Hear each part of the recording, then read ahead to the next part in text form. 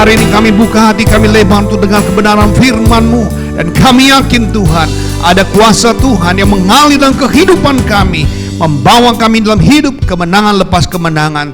Terima kasih Tuhan buat waktu yang Tuhan sudah berikan kepada kami. Kami mau gunakan, manfaatkan ini dengan maksimal supaya kami pulang dengan tidak sia-sia. Kami pulang tampil beda, membawa berkas-berkas Tuhan dengan penuh sukacita yang daripada Engkau ya Bapa. Izinkan kami hari ini buka hati kami lebar untuk mendengar kebenaran firman-Mu. Dalam nama Yesus kami berdoa dan kami mengucap syukur. Sepakat bersama saya yang percaya, katakan amin. Haleluya. Berikan tepuk tangan bagi Allah kita. Silakan duduk. Shalom. Yang diberkati Tuhan boleh lambaikan tangan, bilang kiri kanan, Tuhan baik. Saudara-saudara, percayalah bahwa di dalam pujian itu ada banyak makna yang terkandung di dalamnya. Ya, saya percaya saudara-saudara hadir hari ini bukan hanya karena undangan dari Bapak Gembala kepada saudara semuanya, tetapi karena antusias kita ingin berjumpa dengan Tuhan. Saya percaya saudara tidak akan hanya mau ibadah kepada Tuhan kalau disuruh, ya. Ternyata kalau saudara tahu dalam pujian itu banyak hal-hal yang luar biasa yang saudara tanpa sadari sebenarnya kita sudah ngalamin. Yang pertama, kuasa pujian itu membawa saudara lekatkan Tuhan di kehidupan saudara. Terasakah kita waktu kita memuji Tuhan, Tuhan hadir, Dia ada di dalam kehidupan kita, sehingga kita rasakan ada satu hal yang berbeda. Waktu saudara memuji Tuhan, harus ada sesuatu yang menggerakkan hati kita untuk berbeda. Amin. Bagaimana Yosua ketika Tuhan suruh dia memuji Tuhan, Tuhan suruh dia bersorak-sorai. Tembok Yeriko bukan apa-apa. Kenapa? Ketika saudara memuji Tuhan, Tuhan itu ada dengan kita. Tuhan itu bersama dengan saudara. Jadi kalau kita sering kali bilang, kalau kita bersama dengan Tuhan, siapa musuh kita? Tidak ada. Dan Yosua yakin waktu dia memuji nama Tuhan itu perkara besar, sesuatu yang mungkin dia katakan musuh, bagi dia nggak ada masalah, bagi dia adalah penghalang, bagi dia itu cuma batu loncatan. Dan hari itu terjadilah kemenangan yang luar biasa yang dialami oleh Yosua. Yang kedua, pujian itu membuat hati kita yang keras jadi lembut, saudara. Jadi kalau saudara lihat kuasa pujian itu membawa orang menjadi orang yang berbeda. Berubah saudara. Yang tadinya mau marah, mau kesel, waktu dengar pujian itu hatinya tiba-tiba lembut sekali. Dan saya percaya saudara-saudara ketika lagi kesel sama suami, lagi kesel sama anak, memuji Tuhan, pasti Tuhan kasih kelembutan hati saudara untuk bisa tambah jadi kuat. Amin. Jangan pernah bosan untuk memuji nama Tuhan. Pasal 1 sampai 150 pasal Mazmur tulis, itu isinya cuma pujian penyembahan kepada Tuhan, doa Daud kepada Tuhan. Kenapa? Daud menjadi anak-anak Tuhan yang paling disukai Allah karena dia suka memuji. Allah nggak bisa memuji dirinya sendiri. Allah nggak bisa meninggikan dirinya sendiri. Dia butuh saudara untuk meninggikan dan membesarkan nama Tuhan. Yang percaya bilang amin. Allah butuh saudara. Dia ciptakan saudara. Lihat malaikat bersalah dibuang, saudara bersalah ditebus. Jadi kurang apa kita sama Tuhan? Tuhan itu terlalu baik buat saudara.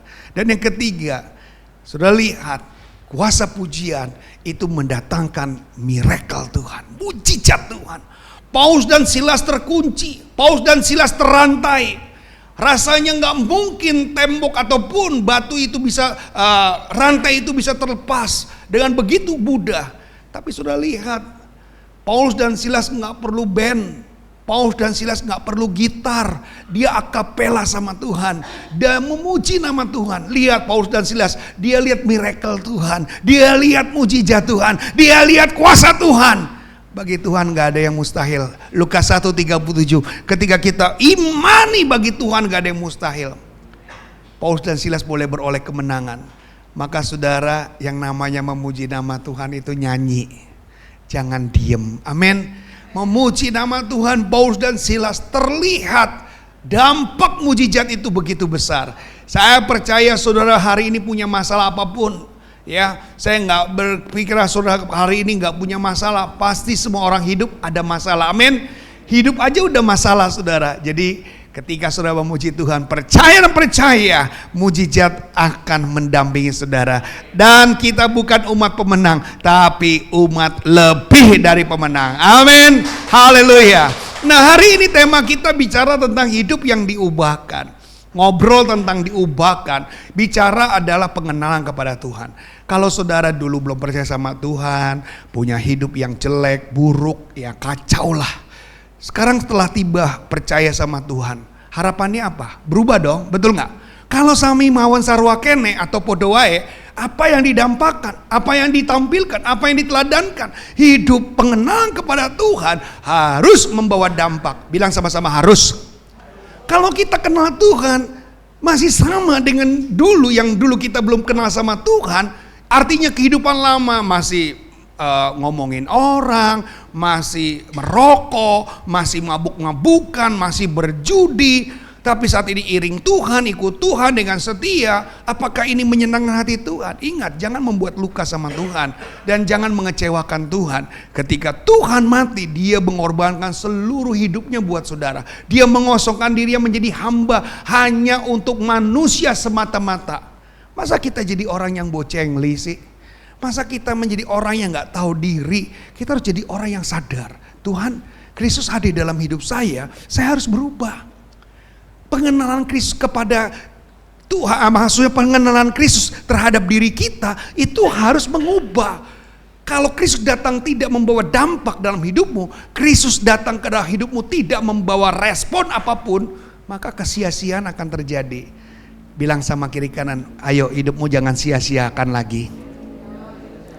Hidup kita gak boleh sia-sia lagi Pak Bu. Kalau kita hidup sia-sia, Tuhan gak mungkin hari ini beri kesempatan saudara 2 kali. Tuhan cuma kasih kita kesempatan 1 kali loh.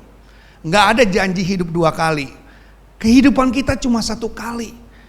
Ya, kalau saudara hari ini tidak memperbaiki diri sebaik-baiknya, pengenalan kepada Tuhan mengubah hidupmu dengan sesungguh-sungguhnya, maka hidup kita akan sia-sia.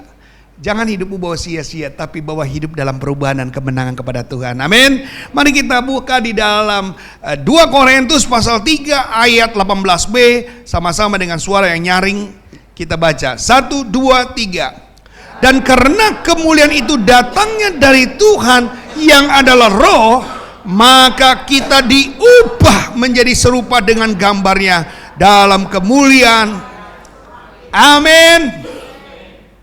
Tuhan ingin kita berubah.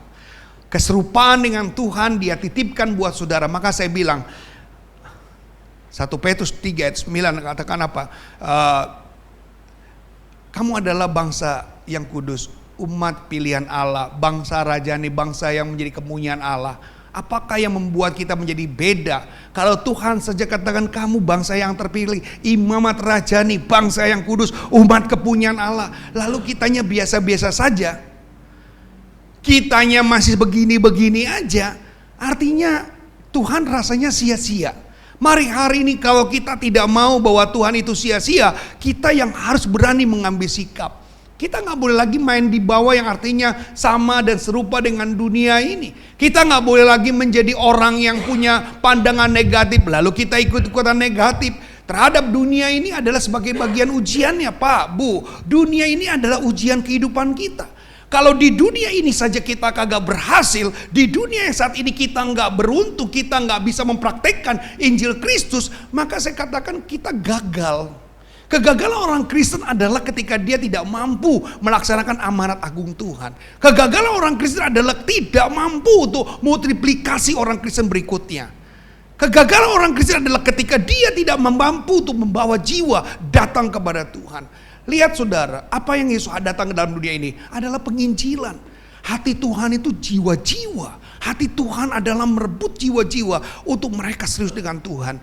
85% orang Kristen baru karena melihat orang Kristen lama. Kalau kehidupan kita tidak menjadi keteladanan yang baik, keserupaan dengan Kristus, itu rasanya akan menjadi omong kosong. Mana mungkin kita bisa suruh orang jadikan, kan firman Tuhan dalam Matius 28 ayat 19-20, jadikan semua bangsa muridku, baptislah mereka dalam nama Bapa dan Putra dan Roh Kudus. Yang pertama apa? Jadikan semua bangsa muridku. Artinya kalau ingin jadikan orang murid, kita harus jadi apa? Guru, betul. Bagaimana jadi guru? Kehidupan kita hari ini gak beres-beres. Ikut Tuhan udah bertahun-tahun, ikut Tuhan udah belasan tahun, bahkan ikut Tuhan udah puluhan tahun. Tapi karakternya, sikapnya, sifatnya gak jauh dari ya saya pikir masih di bawah standar lah. Harusnya kita udah di level tinggi. Mau jadi guru levelnya tinggi, betul nggak? Nggak boleh lagi punya musuh, nggak bisa lagi nggak mengampuni, nggak bisa lagi artinya tidak adil. Dia harus memiliki sikap seperti Kristus. Beberapa kali saya sampaikan, siapa yang menggantikan Yesus ketika dia naik ke surga? Kita.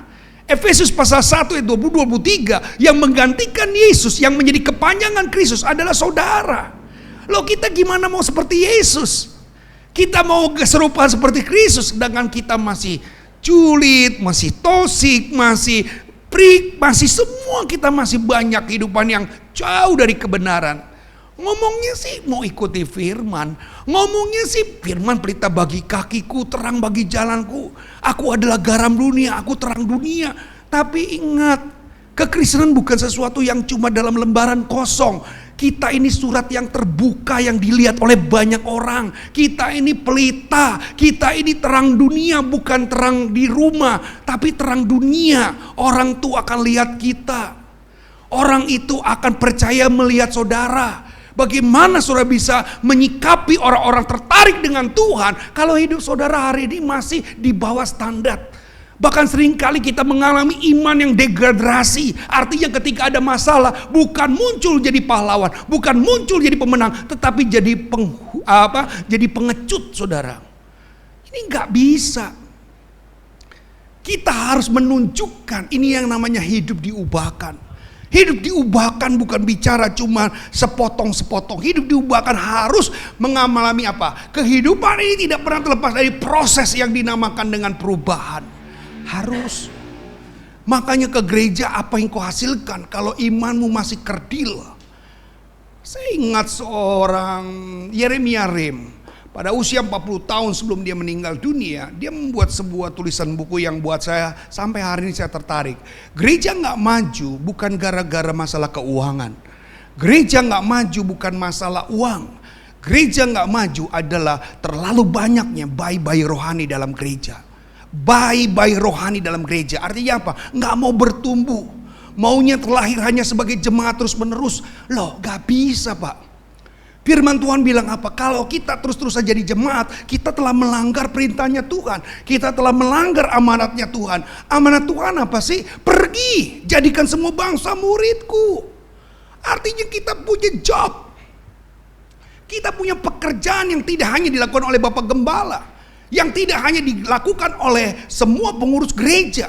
Tetapi jemaat Tuhan punya panggilan untuk membawa jiwa-jiwa datang kepada Tuhan. Kita jangan ada di zona nyaman. Kita jangan berhenti dalam zona nyaman, yaitu ya udahlah, gue jadi jemaat yang penting gue datang, kasih perpuluhan, kasih kolektor, that's enough. Itu tugas Pak Gembala aja lah sama istrinya yang keliling-keliling. No, kita jangan sampai keliru menempatkan saudara sebagai orang percaya. Makanya kenapa saya mau senang hari ini tema adalah hidup yang diubahkan. Kadang kita nggak nyadar, saudara. Kita pikir jadi orang Kristen that's enough. Udah, jadi orang Kristen cukup sampai jadi orang Kristen. No.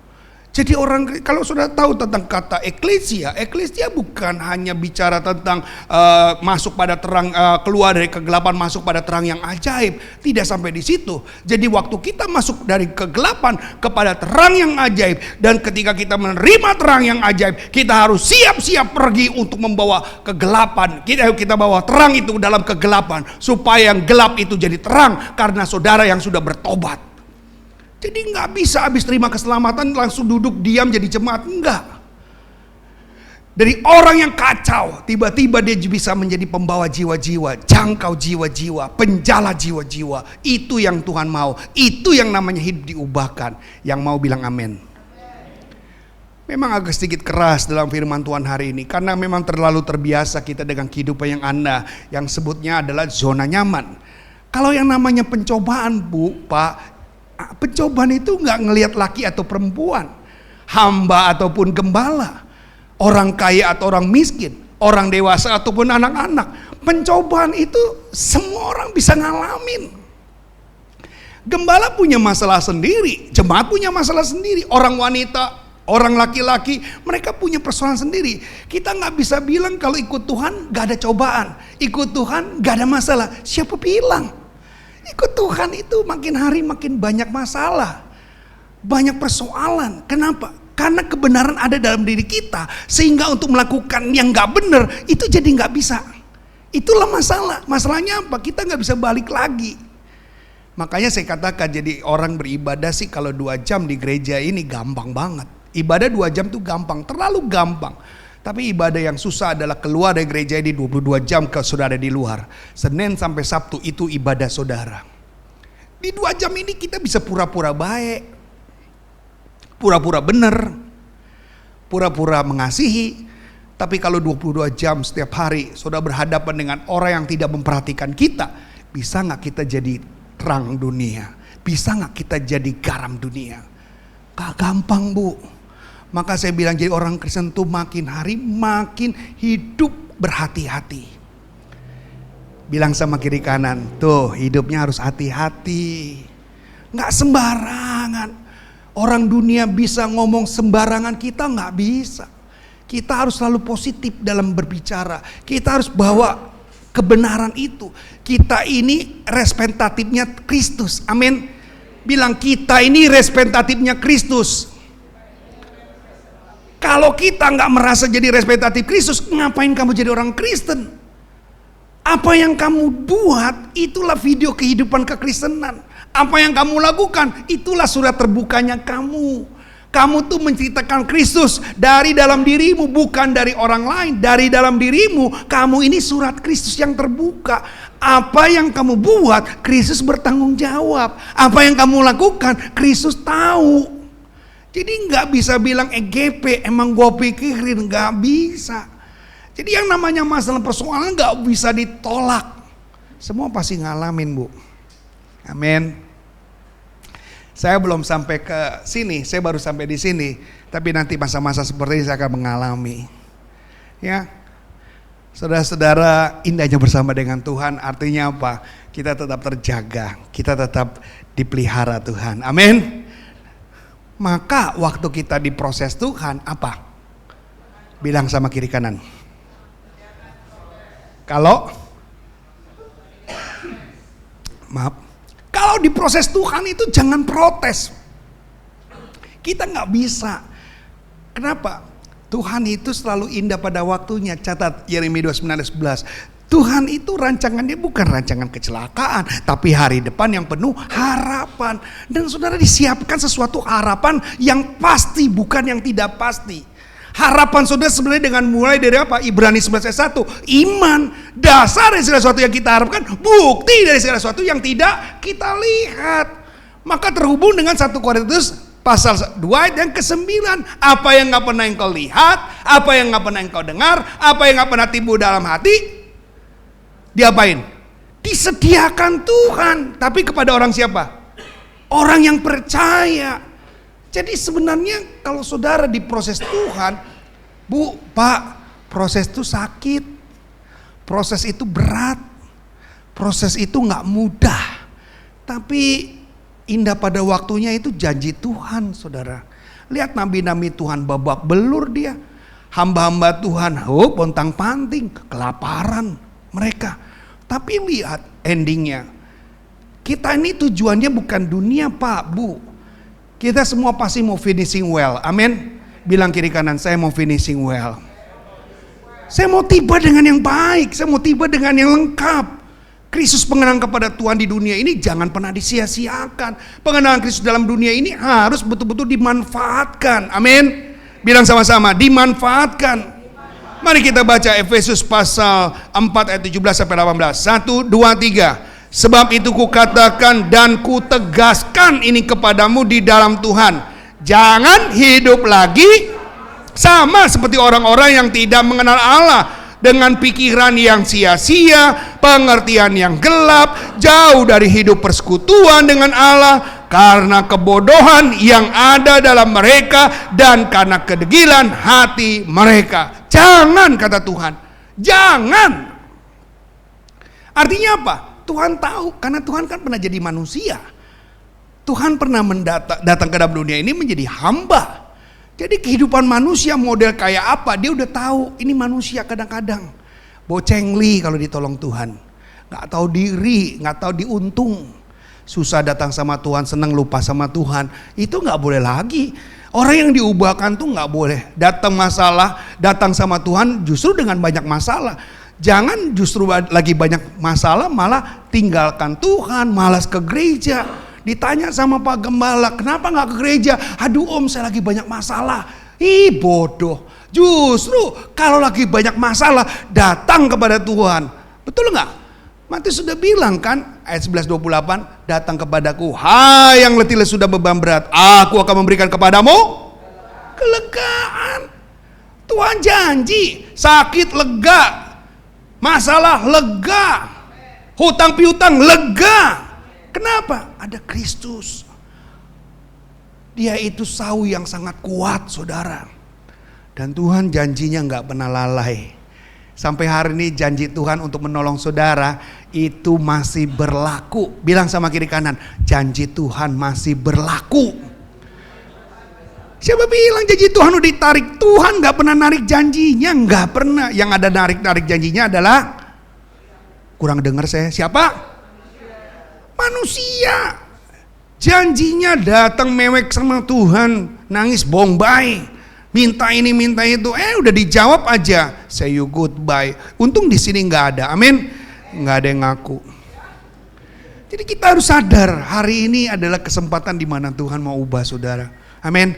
Maka orang seringkali ibadah mulai, si WL bilang apa? Pulang tidak sama, waktu saudara datang, pulang saudara membawa berkas-berkas Kristus. Kalau berubah, tapi jangan harap bawa berkas-berkas Kristus kalau engkau tidak pernah mau berubah.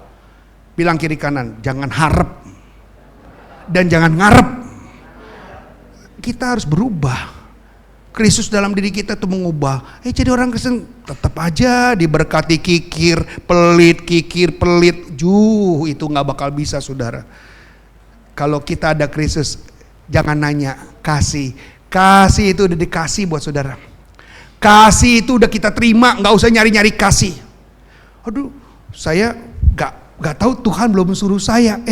Sorry, Tuhan tuh selalu ada dalam dirimu. Jangan bilang kata Tuhan belum disuruh. Sekarang kitanya mau apa? Firman udah di mana? Di sini. Kasih ada di mana? Di sini. Roh Kudus di mana? Di sini. Mau nggak dipraktekin, Pak? Mau nggak dilakukan? Kalau nggak mau, ya wes, raiso. Mau gimana pun saudara dibentuk kalau hatimu bebal, hatimu keras, gak akan pernah bisa. Orang Yahudi itu bukannya orang bodoh dibilang bebal. Bebal itu bukan bodoh, bebal itu hatinya membatu saudara. Hatinya membeku, gak peduli. Lo mau kayak jungkil balik kek. Maka saya bilang, Yesus itu menjadi gagal ketika jatuh di tangan saudara. Yesus itu menjadi perannya gagal karena kelakuan kita. Ayo kita diubah. Jangan lagi janji Tuhan jadi gagal dan batal dan apapun karena saudara. Amin. Amin. Jadi siapa yang harus berubah? Siapa yang harus berubah? Saya. Saya, bukan dia, saya. Pengenalan kepada Kristus harus mengubah saudara. Amin. Saudara lihat pohon. Gak langsung besar, gak langsung berbuah. Ada prosesnya. Untuk dapat buah yang lebat itu, dia ada prosesnya. Maka saudara lihat, kalau saudara sungguh-sungguh sama Tuhan. Lihat Roma 10:11 bilang apa? Orang percaya tidak akan pernah dipermalukan. Roma 10 bilang juga apa? Orang yang percaya diselamatkan.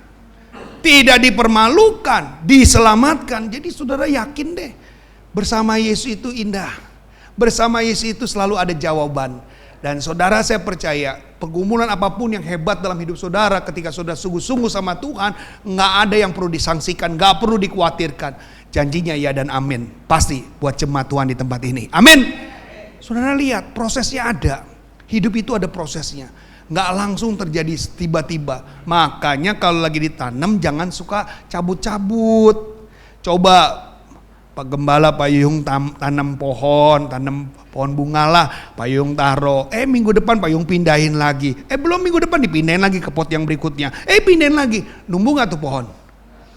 Jadi jemaat harus setia. Bilang kiri kanan, lu setia gak? Setia bukan setiap tikungan ada.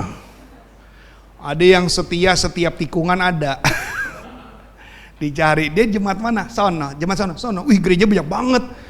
Nah, ada jemaat yang kayak gini, saudara. Tiba-tiba dia meninggal dunia. Datang yang mau ngubur 4 orang, saudara. Ngaku bahwa dia adalah jemaatnya. Ayo, saudara. Bisa sih. Gereja pertama nguburin, gali, tutup. Ntar gereja kedua bongkar lagi, tutup lagi. Kurang kerjaan. Nah, hari ini kita bukan orang-orang yang sedemikian. Kita adalah orang-orang yang sudah terlatih, mampu. Ada masalah bukan tinggalin Tuhan. Ada masalah mendekat kepada Tuhan. Haleluya. Saudara-saudara, sebenarnya kunci perubahan itu bukan di luar. Kunci perubahan itu bukan Bapak Gembala. Kunci perubahan itu adalah kita sendiri. Kunci perubahan itu saudara. Gak usah cari lagi kuncinya siapa ya. Kunci berkat tuh bagaimana kita. Kunci sehat juga bagaimana kita. Kunci untuk melayani juga bagaimana kita. Orang kalau gak mau berani bayar harga, jangan pernah bisa melayani Tuhan. Orang yang bisa melayani Tuhan adalah orang berani bayar harga. Katakan amin. Mau melayani gak berani bayar harga? Gak bisa. Mau mengasihi gak bayar harga? Enggak. Mau dapat berkat gak mau berkorban? Gak bisa. Korban dulu, berkat turun. Gak bisa. Tuhan mengerti kok caranya. Jangan kita so pinter. Ya kadang memang Tuhan bisa memberkati tanpa engkau berkorban, bisa saja. Tapi dalam konon sewaktu-waktu bisa saja terjadi. Bisa kadang-kadang gak pernah terjadi.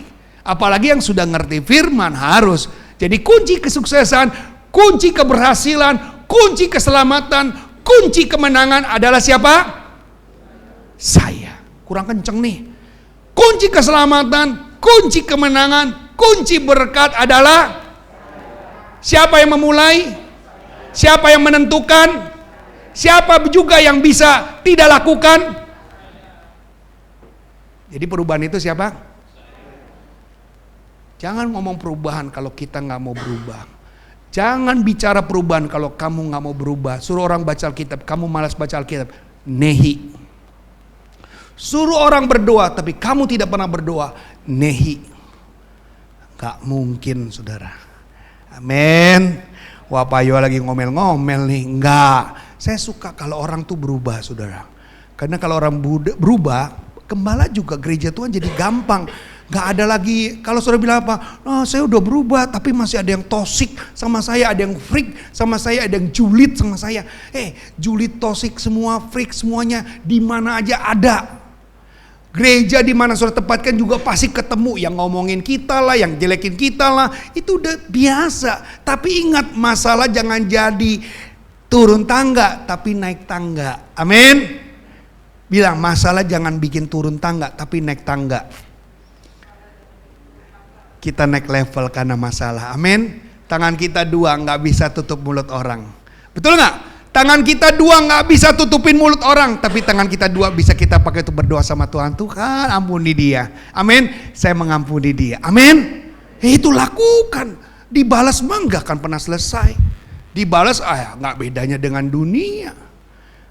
Kita anak Tuhan, balas dengan kasih yang kau miliki. Amin. Mau mengampuni tidak mengampuni siapa? Saya, bukan karena Tuhan. Saya belum digerakin sama Tuhan. Kalau saya udah digerakin sama Tuhan, saya baru datang sama dia minta maaf. Gak perlu Tuhan untuk minta maaf. Gak perlu Tuhan untuk kamu jadi orang yang loyal. Gak perlu Tuhan untuk kamu bisa memberi. Gak perlu. Karena kasih yang udah ada di sini. Mau tidak, Anda lakukan. Mau atau tidak, Anda keputusannya. Tepuk tangan dulu bagi Tuhan. Yuk baca Roma 12 ayat 2, 1, 2, 3. Janganlah apa dikatakan?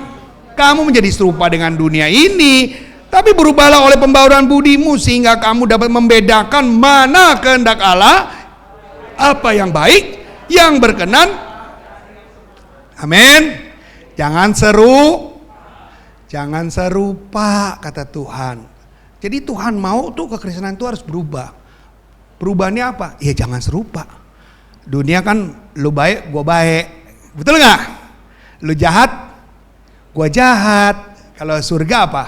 Lu baik, gua lebih baik. Lu jahat, gua tetap baik. Di gereja mah bisa ngomong. Bilang kiri kanan, di gereja mah gampang. Tapi kalau di luar, ini yang harus dirubah. Amin. Ya, udahlah, berdamailah. Mau masuk surga nggak? Siapa yang mau masuk surga? Siapa yang mau sekarang? Pak Yoel ini suruh sekarang, belum kawin Pak. Kunci untuk mengalami perubahan ada dong. Kalau saudara mau mengalami perubahan, jadi apa dulu? Jadi dampak, jadi teladan, jadi kunci. Orang gimana tertarik dengan Yesus kalau engkau nggak mengalami apa-apa? Loh, hari ini Kristen begitu banyak pengikutnya. Kenapa? Karena berhasil. Orang mau jadi pengikut Kristus, kenapa? Banyak orang-orang Kristen yang berhasil. Banyak orang-orang Kristen yang menunjukkan dampak. Banyak orang-orang Kristen yang telah menjadi teladan. Coba keseringan teladannya itu buruk. Jahat balas jahat. Sombong balas sombong. Tosik balas dengan tosik. Udah, habislah. Gak ada gereja lagi. Kenapa? Karena gak ada bedanya manusia dunia yang percaya dengan yang tidak percaya. Ingat, harus dampak. Bilang sama-sama, berdampak. Roma 11:36, 1, 2, 3. Sebab segala sesuatu adalah dari, oleh, kepada, bagi dialah kemuliaan sampai. Inilah sebuah contoh kesaksian hidup yang berdampak dan. Jadi kita sadar, kita nih gak mengampuni juga segitu-gitu aja. Kita tuh gak bisa berubah. Tapi yang adalah kita tambah musuh, kita tambah sedih. Nah itu yang Tuhan gak mau. Ayo berdamai, tujukan dampak. Ya mungkin kamu pernah ditipu, utang gak bayar-bayar. Ya engkau bisa belajar untuk mengampuni deh. Jangan Tuhan kasih roh ketakutan supaya dia bayar. Tuhan kasih roh ketakutan dalam nama Yesus. Sampai 2 ember tuh dalam nama Yesus. Doain orang yang utang gak bayar. Saya pernah ngalamin. Saya cuma bilang, Tuhan, dulu saya 1 tahun sampai 2 tahun doanya Tuhan kasih roh ketakutan. Saya tanya, utang dia bayar gak? Bayar gak akhirnya waktu saya doain? Gak bayar karena dikasih roh ketakutan. Bener. Ketika saya berdoa suruh orang itu roh ketakutan, artinya apa? Kan saya anak Tuhan, jadi takut pengen bayar saya. Enggak, roh ketakutan malah dia kabur. Akhirnya saya bilang apa? Tuhan berkati dia. Tuhan berkati dia. Bayar gak utangnya? Enggak juga. Kagak. Tapi ininya beda Pak. Ininya beda. Karena kalau roh ketakutan yang ada cuma dendam, sumpah serapah. Betul gak? Tapi kalau Tuhan berkati dia. Tuhan berkati dia. Utang gak dibayar. Tapi ini damai. Kalau ini damai, duit dari mana ngalir gak? Ngalir. Berkat dari mana-mana ngalir gak? Ngalir. Hati gembira adalah obat yang manjur. Waktu saya sukacita, ada aja tuh berkat datang dari mana. Yang amin cuma satu, dapat berkat masuk surga. Yang amin cuma satu, amin. Saya percaya, memang itu adanya anak Tuhan. Anak Tuhan kalau nggak ada prakteknya kapan sih? Ayo saudara, kalau saudara mau tunggu praktek kapan sih? Kalau nggak mulai dari sekarang, betul nggak? Jadi dampak, itu dampak. Yang kedua, kasihnya harus lebih banyak. Makanya tadi murid Tuhan pernah tanya Petrus, Tuhan berapa kali sih harus mengampuni? Berapa kali sih saya harus mengampuni orang yang salah sama saya? Firman Tuhan bilang apa? 70, berarti 400 dalam berapa kali masalah? Satu masalah kamu harus ngampunin orang 490, gile. Kadang-kadang kita udah baptis orang, ingat ya, lu udah 2 kali loh. Betul ya? Lu udah 2 kali yang ngerjain gue ya? Enggak ada lagi. Ingat ya, udah 3 kali. Kita udah hitung 3 aja udah rasanya kesel banget ya. Tapi firman Tuhan bilang berapa? 490 kali.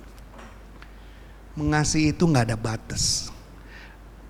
Kamu kalau bilang gini, gua kan manusia. Berarti dia bukan orang yang diubahkan. Mengasihi itu gak ada batasnya. Bilang sama kiri kanan, mengasihi itu gak ada batasnya. Kamu nangis bohong-bae, keluar air mata dari atas, keluar juga air dari sini semua keluar. Aku mengasihi Tuhan. Tapi sama iparnya benci, sama mertuanya musuhan, sama adik iparnya nggak akur, berantem mulu saudara, ribut udah kayak Tom and Jerry. Tapi di gereja, aku mengasihimu Tuhan. Pret. Bisa gitu? Kita bukan ada di panggung sandiwara Pak, Bu. Tuhan bisa engkau bohongin, Tuhan bisa engkau kibulin. Engkau gak bisa ngomong Tuhan mengasihi, tapi engkau masih punya masalah di belakangmu.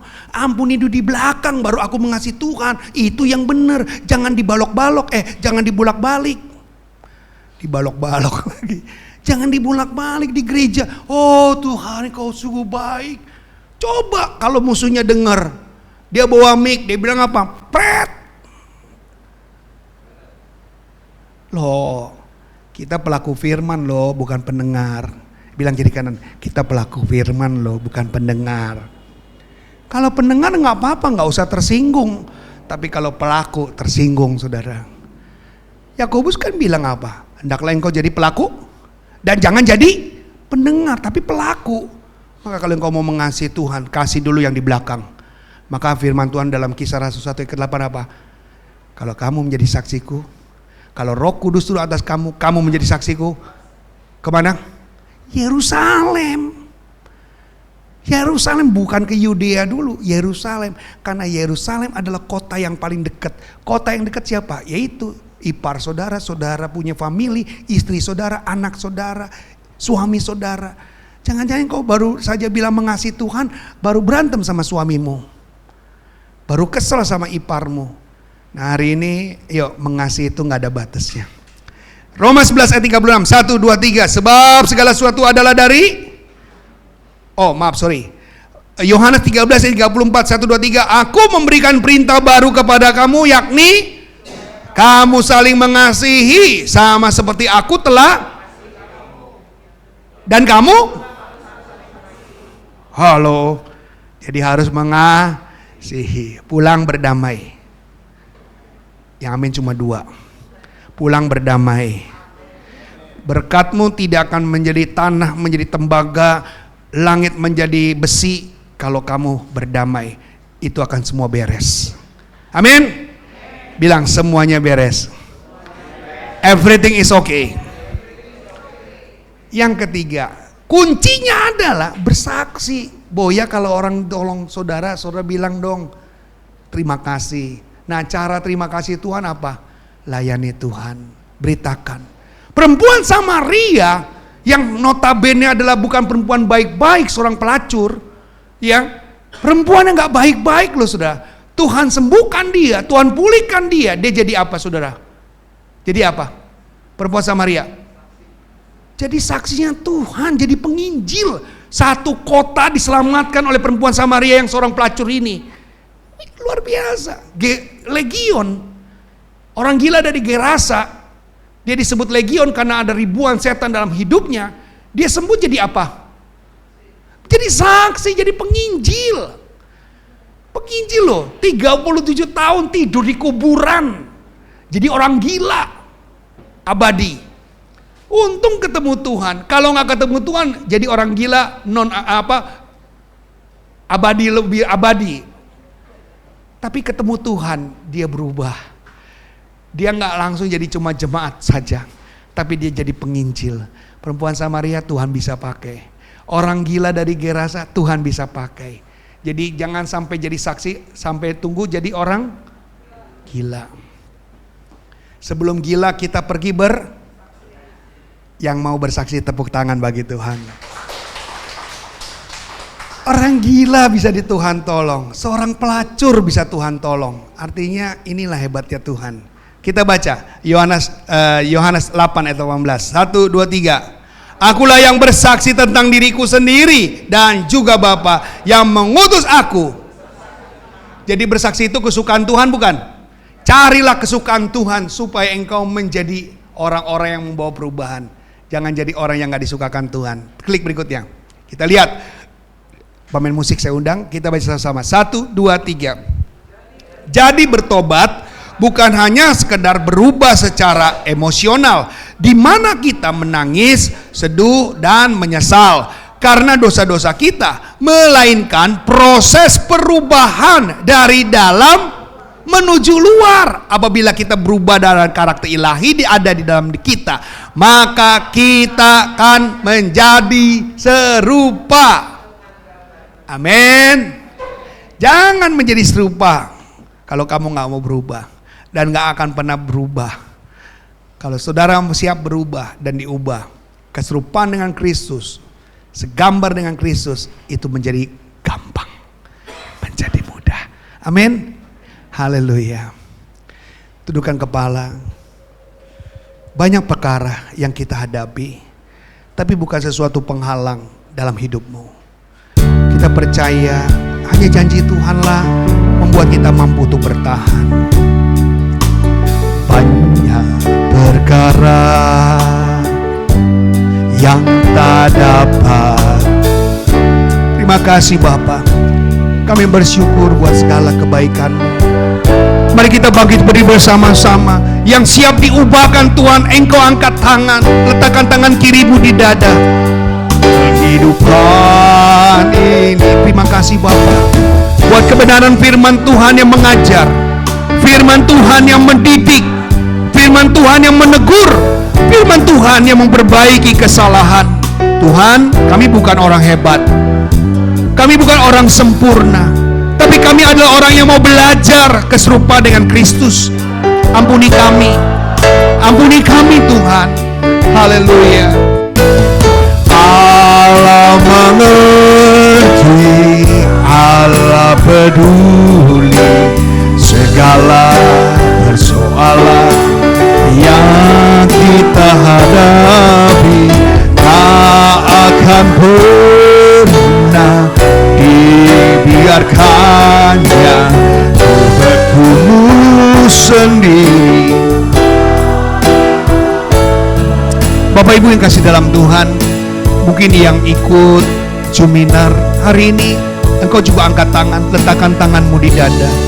Saya mau berdoa, Tuhan, Engkau dengar apa yang menjadi pergumulan kami, apa yang mau menjadi kerinduan kami adalah hidup yang diubahkan. Kristus gak akan pernah sia-sia kalau kami siap untuk alami perubahan. Kristus akan menjadi berkat bagi kami, menjadi nyata ketika kami mau siap mengalami perubahan. Terima kasih Tuhan buat kebenaran firman Tuhan yang hari ini kami sudah dengar. Saya percaya kami akan berubah. Kami akan menjadi keserupaan dengan Kristus. Bukan hanya tata bicara kami, tetapi dengan perbuatan kami. Sebab iman tambah perbuatan pada hakikatnya adalah mati. Dan kami harus mengalami perubahan itu. Dan kami tidak suka hidup dalam kematian. Terima kasih Tuhan, berkat-Mu melimpah atas kami. Berkati gereja Tuhan, Bapak Gembala, keluarga besar semuanya Tuhan, yang terlibat dalam pelayanan serta kepengurusan. Tuhan juga memberkati. Terima kasih Bapa dalam surga. Yang percaya bersama saya katakan amin. Tuhan